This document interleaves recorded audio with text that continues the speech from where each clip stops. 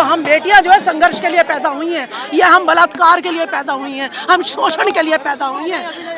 हमारे लिए मोदी ने भाषण नहीं दिया कि बेटी बचाओ कंगना रनौत को दिया है, बेटी बचाओ अंडानी अंबानी नीता अंबानी को दिया है, उनकी बेटियों के लिए दिया है, उनकी बहुओं के लिए दिया है। ये नारा हमारे लिए नहीं है। हम SC ST OBC सिर्फ जुल्म के लिए सहने के लिए बने। आंदोलन इनके लिए हम मर भी जाएं, ये आप आंदोलन की बात कर रहे हैं, इनके लिए SC ST की महिलाएं जो है मर भी जाएं तो भी इन्हें कोई फर्क नहीं पड़ता है। ठीक है, तो आप आंदोलन दबाने की बात कर रहे हैं, ये तो हमें मारने की बात कह रहे हैं। एक वीर फूलन जो है 22 बलात्कारियों को खड़े करके मार सकती है। अगर डॉक्टर रितु मैदान में सावित्रीबाई फूले बनके, रमाबाई बनके अगर खड़ी है तो ये देख लेना इनकी हार होके रहेगी, पीछे नहीं हटने वाली हम महिला। और ये गूंगी बहरी सरकार है और ये सरकार को हम हिला कर रहेंगे। तानाशाही सरकार की नहीं चलेगी। हम बेटियों ने अब कमान संभाली तो अपने अधिकार भी हम छीन के रहेंगे। इस वक्त सत्ता में बैठे सभी लोगों की रातों की नींद उड़ी हुई है इस आंदोलन की वजह से।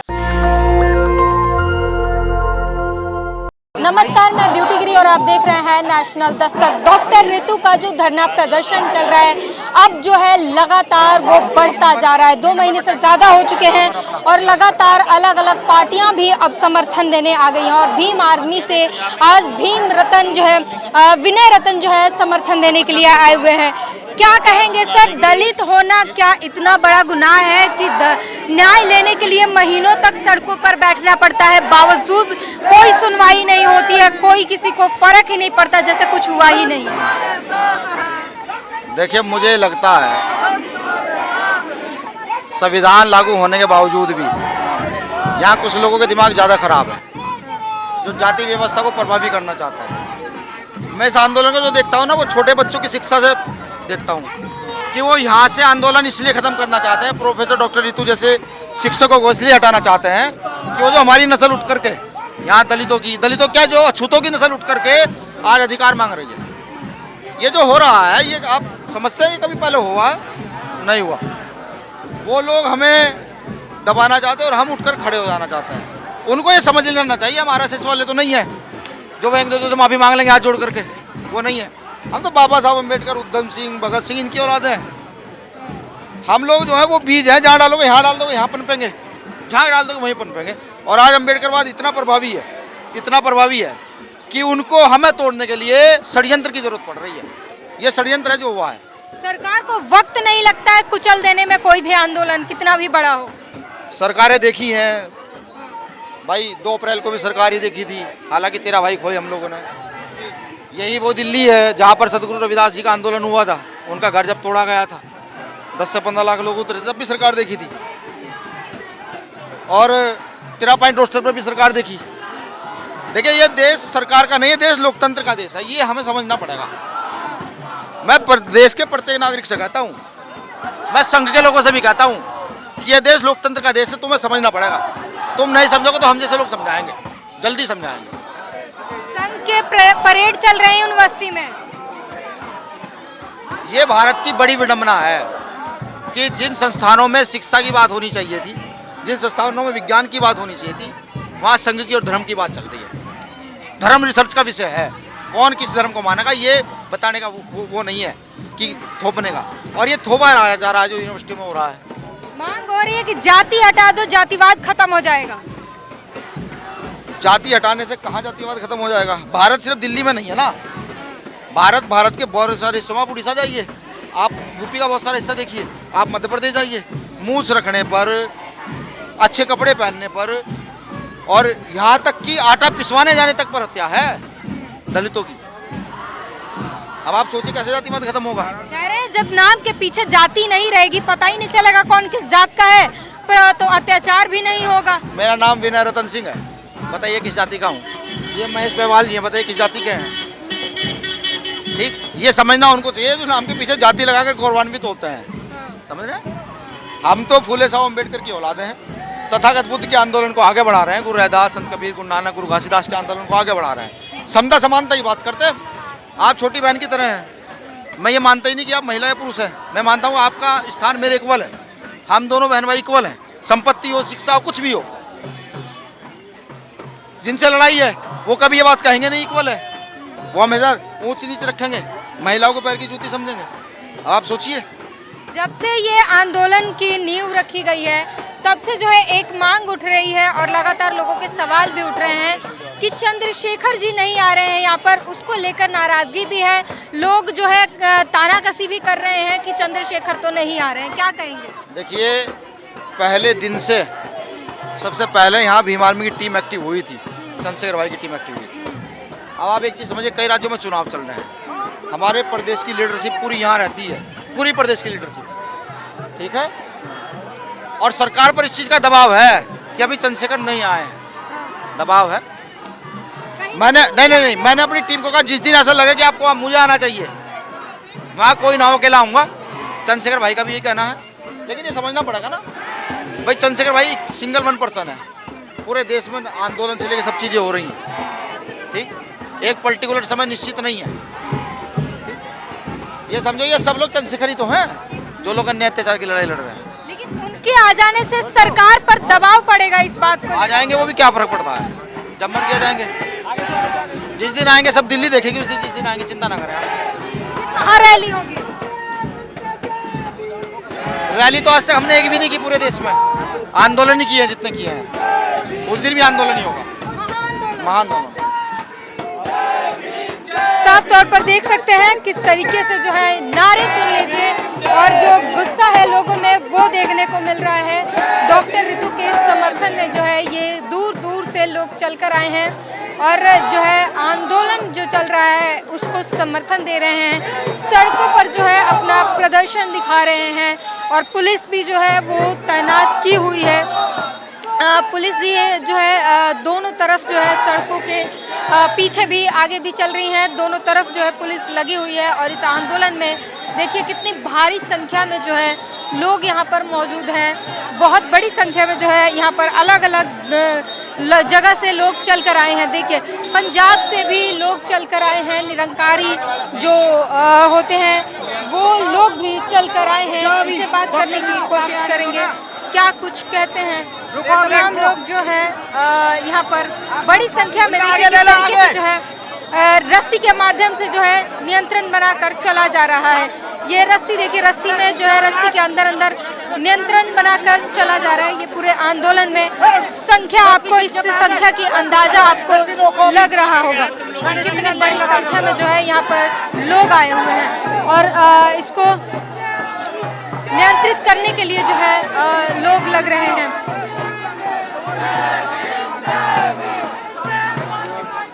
नारे सुनाई दे रहे हैं आपको, इस तरीके से जय भीम के नारे लग रहे हैं और लगातार जो है लोगों में जो है आक्रोश बढ़ रहा है और डॉक्टर ऋतु के समर्थन में जो है लोग आ चुके हैं और साफ तौर पर इनको जो है समर्थन दे रहे हैं। यहाँ पर डॉक्टर ऋतु आपको देख रही हैं जो इस पूरे आंदोलन का नियंत्रण कर रही हैं। इनकी कुछ कहना चाह रही हैं, हम इनकी बातों को सुनेंगे, क्या कुछ कहना चाह रही हैं। यहाँ पर जो है तमाम बहुजन के बड़े नेता हो, चाहे वो एक्टिविस्ट हो, तमाम लोग यहाँ पर आए हुए हैं। राजबाला सैनिया मुर्दाबाद मुर्दाबाद। मैम, बेटियों को न्याय के लिए कई दिनों तक धरने पर बैठना पड़ता है सड़क पर, बावजूद उसके फर्क नहीं पड़ता किसी को। हम बेटियां किसकी हैं? हम बेटियां क्या ब्राह्मणों की हैं, बनियों की हैं या राजपूतों की हैं? हम बेटियां हैं SC ST OBC की, ठीक है। हमारे इन्होंने राइट दे रखा है हमें, ना तो इनके पूछे बगैर हम कपड़े पहन सकते हैं, वो भी हम लड़के अधिकार लेंगे, और ना हम पढ़ सकते हैं, ना हम नौकरी कर सकते हैं। तो हम बेटियां जो है संघर्ष के लिए पैदा हुई हैं, ये हम बलात्कार के लिए पैदा हुई हैं, हम शोषण के लिए पैदा हुई हैं। हमारे लिए मोदी ने भाषण नहीं दिया कि बेटी बचाओ कंगना रनौत को दिया है, बेटी बचाओ अडानी अंबानी नीता अंबानी को दिया है, उनकी बेटियों के लिए दिया है, उनकी बहुओं के लिए दिया है। ये नारा हमारे लिए नहीं है, गलतफहमी में ये देश मत जिए, ठीक है। हम SC ST OBC सिर्फ जुल्म के लिए, सहने के लिए बने। आंदोलन को कुचल देने की हर संभव प्रयास हो रहे हैं। आंदोलन, इनके लिए हम मर भी जाएं, ये आप आंदोलन की बात कर रहे हैं, इनके लिए SC ST की महिलाएं जो है मर भी जाएं तो भी इन्हें कोई फर्क नहीं पड़ता है, ठीक है। आप आंदोलन दबाने की बात कर रहे हैं, ये तो हमें मारने की बात कह रही हैं। तो चलने की बात कर रहे हैं, पूरे आंदोलन को खत्म कर देंगे। खत्म कर देंगे तो 90% जनता है ये, और 50% महिलाएं। एक सावित्रीबाई क्रांति, शिक्षा की क्रांति ला सकती है। एक वीर फूलन जो है 22 बलात्कारियों को खड़े करके मार सकती है। अगर डॉक्टर रितु मैदान में सावित्रीबाई फूले बनके, रमाबाई बनके, फूलन वीर फूलन बनके, झलकारी बाई बनके, नांगेली बनकर अगर खड़ी है तो ये देख लेना इनकी हार होके रहेगी, हार होके रहेगी। पीछे नहीं हटने वाली हम महिलाएं। क्या कहेंगी जो महिलाएं जो इतनी बड़ी संख्या में डॉक्टर रितु के समर्थन में आई हैं, क्या उनका कहना होगा? ये जो लड़ाई है आज 71 दिन हो गए और ये गूंगी बहरी सरकार है। इस गूंगी बहरी सरकार को हम सभी महिलाएं, 85% महिलाएं जब तक इकट्ठा नहीं हो, 85% महिलाओं को इकट्ठा करना मुश्किल है लेकिन नामुमकिन नहीं है। इसके लिए हम लोग 85% में से जितने भी महिलाएं हैं वो सारी यहाँ पर आज इकट्ठा हुई है और ये सरकार को हम हिला कर रहेंगे। वो अभी डरी हुई सरकार है। ये डरी हुई सरकार को लग रहा है कि ये जो छोटा मोटा आंदोलन है वो आंदोलन रुकने वाला नहीं है, ये रुकने वाला नहीं है। हमारी महिलाओं को नग्न परेड किया जा रहा है, बच्ची के साथ में बलात्कार करते हैं। हमारी महिलाएं अगर सरकारी नौकरी करती है तो सरकारी नौकरी करने के लिए भी उनको दिया नहीं जा रहा है। वो फिर से मनुस्मृति लागू करने के लिए तैयारी में, वो मनुस्मृति हम लागू होने देने वाले नहीं है। क्या कहेंगे मैडम, न्याय लेकर जाएंगे? न्याय लेकर के जाएंगे। ये देश की लड़ाई है, देश की बेटी लड़ाई लड़ रही, अधिकारों की लड़ाई लड़ रही। इनकी तानाशाही सरकार की नहीं चलेगी। जिस तरीके से हमारी बहन बेटियों के साथ शोषण कर रहे हैं और जिस तरीके से रितु को स्कूल से, उसको कॉलेज से निकाल दिया है, और ये लड़ाई हमारी लास्ट तक जारी रहेगी। जब तक हम न्याय नहीं ले लेते तब तक नहीं हटेंगी। हम देश की बेटियां अब कमान संभाली, अब न्याय लेकर के रहेंगे और मान सम्मान के साथ, स्वाभिमान के साथ समझौता नहीं करेंगे, क्योंकि मेरे मान सम्मान की लड़ाई हमारे आने वाली पीढ़ी की लड़ाई है। जिस तरीके से मनुवादी लोग हमारे देश की बहन बेटियों के साथ जो अत्याचार कर रहे हैं, ये हम बिल्कुल बर्दाश्त नहीं करेंगे। हम बेटियों ने अब कमान संभाली तो अपने अधिकार भी हम छीन के रहेंगे। ये जो आंदोलन चल रहा है, आप लोगों को नहीं लगता है कि अगर ये छोटा सा आंदोलन है उसको भी ये लोग कुचलने की कोशिश कर रहे हैं, तो किस तरह से हमारे लोगों को जीने का अधिकार देने वाले लोग हैं ये लोग? हमारा वोट लेकर सत्ता पर आते तो जरूर है, लेकिन हमको मान सम्मान स्वाभिमान से जीने तक नहीं देना चाहते हैं। ये हम लोगों को आज भी अछूत मानते हैं, हमारी महिलाओं को शूद्र मानते हैं। आज भी हम लोगों को संविधान लागू नहीं है।